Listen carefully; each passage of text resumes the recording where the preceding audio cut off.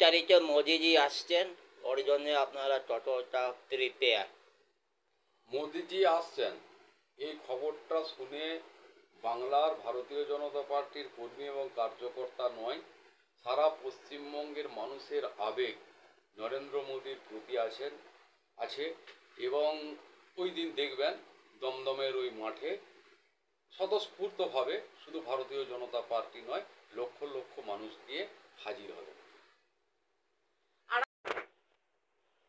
2026-এ বিধানসভা নির্বাচনের আগে দেখা যাচ্ছে যে প্রত্যেকটা জায়গায় মানে রাস্তাঘাটের অবস্থা একদম বেহাল হয়ে গেছে, বিভিন্ন ব্রিজগুলো ভগ্ন দশা। আপনাদের আরামবাগের এই রবীন্দ্র সেতু ব্রিজটা একদম ভগ্ন দশা, যে কোনো মুহূর্তে একটা অঘটন ঘটতে পারে। এতদিন কেন আপনাদের নজরে পড়লো না এই ব্রিজটা, যেখানে বড় বড় গাড়ি যায়, যেখানে ভাইটাল যানবাহন চলাচল করে, এতদিন কেন আপনাদের নজরে এলো না? প্রথম প্রশ্ন আপনি করেছেন যে রাস্তাগুলোর ভগ্নদশা, তো আপনি তৃণমূল কংগ্রেসকে জিজ্ঞাসা করুন না যে তাদের পথশ্রীর অবস্থা কি, পথশ্রী ওখানের অবস্থা কি, পথশ্রী 2 এর অবস্থা কি। ওই যে রাজ্যের বিভিন্ন জায়গায় রাস্তাগুলোর যে ভগ্ন দশা দেখছেন না, ওটা হচ্ছে তৃণমূল কংগ্রেসের কঙ্কালসার চেহারা, রাজ্য সরকারের চেহারাটা ওই রাস্তাগুলো প্রকাশ করছে। দ্বিতীয় প্রশ্ন করছেন আমরা কি করছিলাম রামকৃষ্ণ সেতু সম্পর্কে। আমি যে প্রশ্নটা জমা দিয়েছিলাম কয়েক মাস আগে, তার উত্তরে মাননীয় পিডব্লিউডি মন্ত্রী, পূর্ত দপ্তরের ভারপ্রাপ্ত মন্ত্রী মহোদয়, তার কাছে রিপোর্ট গেল, এখান থেকে নিশ্চয়ই গেছে, পিডব্লিউডির ইঞ্জিনিয়াররা রিপোর্ট দিয়েছেন যে সেতুটির স্বাস্থ্য ভালো আছে, তার রিপ্রেজেন্টেশনটা অদ্ভুত। কিন্তু আমাদের তো পশ্চিমবঙ্গে বিধানসভায় আমরা যখন বলি তা দেখানোর জন্য, ব্রডকাস্ট করার জন্য কোনো ব্যবস্থা নেই। যখন মুখ্যমন্ত্রী বলেন সেটা দেখানো হয়।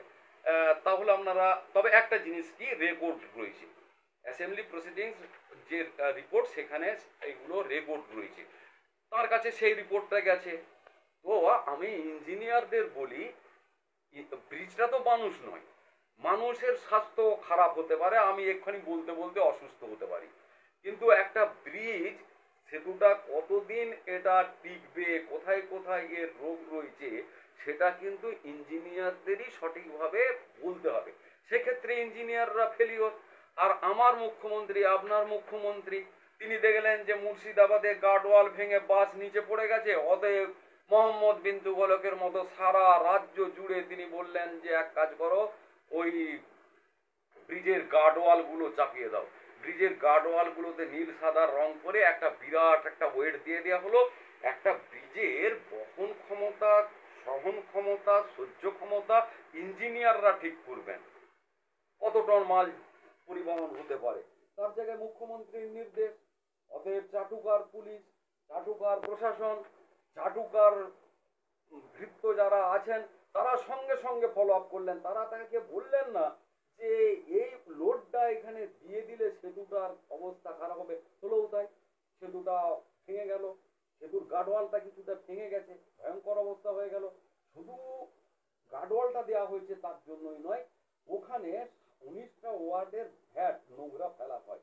আমি একটা পৌরমন্ত্রীর কাছে প্রশ্ন রেখেছি যে কেন ওখানে ফেলা হবে, আপনারা প্লাস্টিকের বিরোধিতা করছেন, আমরা বলছেন প্লাস্টিক বর্জন করুন। আরামবাগও মাঝে মাঝে ওরা বেরোন লোক দেখানোর জন্য, ফটোনের জন্য, কিন্তু আরামবাগের 19টা ওয়ার্ডের সমস্ত নোংরা ওখানে ফেলা হয় ব্রিজটার গায়ে, এবং সেগুলো বর্ষার জলে সমস্ত নদীতে গেল। ওখানে কুকুর আছে, শেয়াল আছে, ওখানে আপনার ইঁদুর আছে। কুকুর কোনো ডিস্টার্ব করেনি, কিন্তু ওই যে ইঁদুর এবং শেয়ালের যে গর্ত করছে, ব্রিজটা ক্ষতিগ্রস্ত হচ্ছে। তাহলে ভ্যাটটা সরানো উচিত ছিল এর আগে।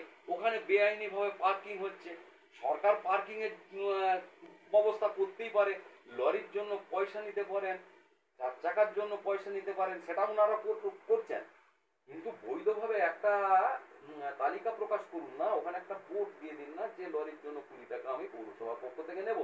মানুষ পৌরসভাকে পয়সা দেবে, সেখানে পৌরসভার স্ট্যাম্প মারা একটা রসিদ তারা চাইবেন, কিন্তু এইটা এর সম্পূর্ণভাবে আত্মসাৎ করার, অর্থ আত্মসাৎ করার, একটা মুনাফা করার, ব্যক্তিগত পকেট ভরানোর জন্য একটা কৌশল এরা নিয়েছেন। সেই কারণে ওখানে বেআইনি পার্কিংও আছে, বেআইনিভাবে ভ্যাটও আছে।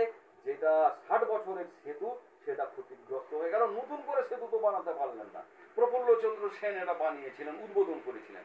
তাহলে নতুন করে সেতুর দাবি আমি জানিয়েছিলাম যে এখানে আরামবাগবাসী শুধুর জন্য নয়, 8টা-10টা জেলার গাড়ি এটার দিকে যাতায়াত করে, অতএব এটার একটা বিকল্প সেতু তৈরি করা দরকার, নির্মাণ করা